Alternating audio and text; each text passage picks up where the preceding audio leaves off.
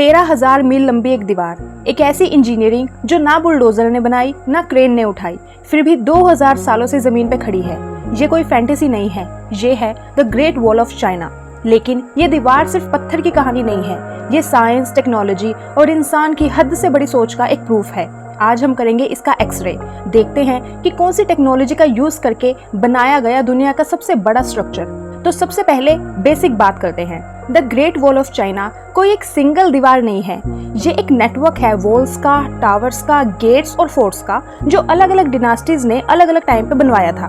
Main wall ज्यादातर Ming dynasty ने 14 से लेके 17 सेंचुरी के बीच बनाई थी, जिसकी लंबाई 21,000 किलोमीटर से ज्यादा है और ऊंचाई लगभग 25 से 30 फीट और चौड़ाई इतनी कि 5 से 6 सोल्जर एक साथ पेट्रोलिंग कर सके। और ये कोई सिंगल मटेरियल से नहीं बनी, ये बनी है स्टोन, मड ब्रिक्स, वुड, टैम्प्ड अर्थ और वोल्केनिक रॉक से। और ये सब चीजें डिपेंड करती थी रीजन पे, जहाँ जो अवेलेबल होता था वही यूज किया जाता था। That's called adaptive engineering. अब सोचो 2000 साल पहले ना कोई ट्रक, ना कोई जेसीबी, ना कंक्रीट मिक्सर्स, तो इतना बड़ा काम कैसे किया? इसका आंसर है manual labour plus smart technology of that time. China ने यूज किया था एक एंशिएंट इंजीनियरिंग टेक्निक जिसे बोलते हैं रैम्ड अर्थ टेक्नोलॉजी। इसका मतलब मिट्टी को फ्रेम के अंदर डाल के लाखों बार हथौड़ा मार मार के कंप्रेस करना, जब तक वो रॉक सॉलिड ना बन जाए। इस कंप्रेस्ड अर्थ टेक्निक से जो दीवार बनती थी वो वाटरप्रूफ होती थी, ड्यूरेबल होती थी और वेदर प्रूफ भी होती थी। और जहाँ स्टोन्स अवेलेबल थे जैसे माउंटेन्स एरियाज में, वहाँ बड़ी बड़ी स्लैब्स को मैनुअली कैरी करके प्लेस किया जाता था।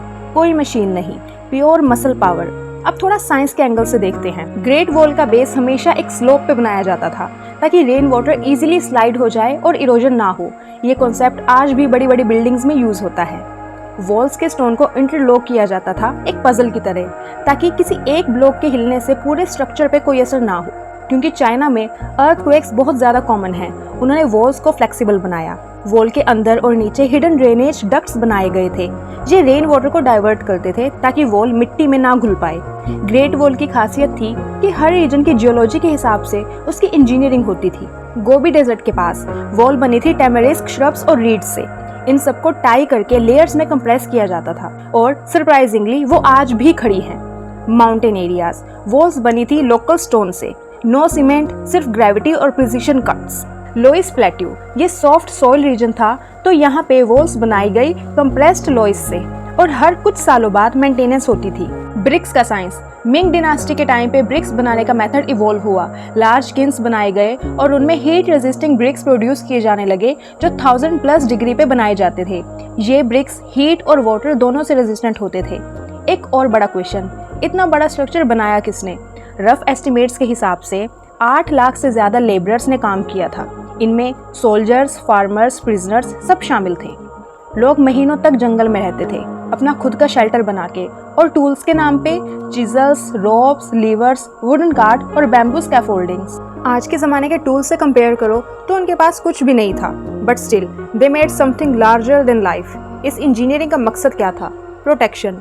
ये वॉल बनाई गई थी ताकि मंगोल इन्वेजन्स और नॉर्दर्न ट्राइब से बचाव हो सके, और इतना वास्ट डिज़ाइन इसलिए था ताकि किसी भी रीजन से एनिमी आए तो रेडी रिस्पॉन्स मिले। वैसे हिस्टोरिकली एनिमी कुछ जगह से फिर भी घुस जाते थे, लेकिन ग्रेट वॉल ऑफ चाइना का साइकोलॉजिकल इम्पैक्ट काफ़ी बड़ा था।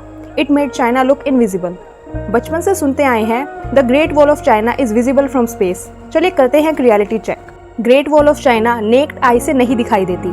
नासा के एस्ट्रोनॉट्स कंफर्म कर चुके हैं, क्योंकि वॉल का कलर एनवायरनमेंट जैसा ही है, विड्थ बहुत कम है, स्पेस से देखने लायक नहीं है। लेकिन हाँ, सैटेलाइट जूम्स और प्रॉपर फिल्टर के साथ वो विजिबल हो सकती है। So scientifically speaking it's impressive but not visible from moon और आउटर स्पेस विदाउट हेल्प। तो दोस्तों, ग्रेट वॉल ऑफ चाइना सिर्फ एक टूरिस्ट स्पॉट नहीं है, यह है इंसान की सोच, टेक्निक और डिटर्मिनेशन का प्रूफ। एक वक्त था जब चाइना की बॉर्डर लाइन पत्थर से लिखी जाती थी, और आज उनकी सैटेलाइट स्पेस में फ्लाई करती है, लेकिन उनका इंजीनियरिंग स्पिरिट तब भी स्ट्रॉन्ग था और आज भी अनबीटेबल है। सो नेक्स्ट टाइम जब भी कोई बोले एंशिएंट लोग इग्नोरेंट थे, उन्हें ये वीडियो जरूर दिखाना। अगर आपको ऐसे ही इंजीनियरिंग और साइंस के ब्रेकडाउन्स पसंद हैं तो लाइक करो, कमेंट में बताओ कौन सा मार्वल नेक्स्ट कवर करें, और चैनल को सब्सक्राइब करना मत भूलना। मिलते हैं नेक्स्ट वीडियो में एक नए दिमाग हिला देने वाले स्ट्रक्चर के साथ।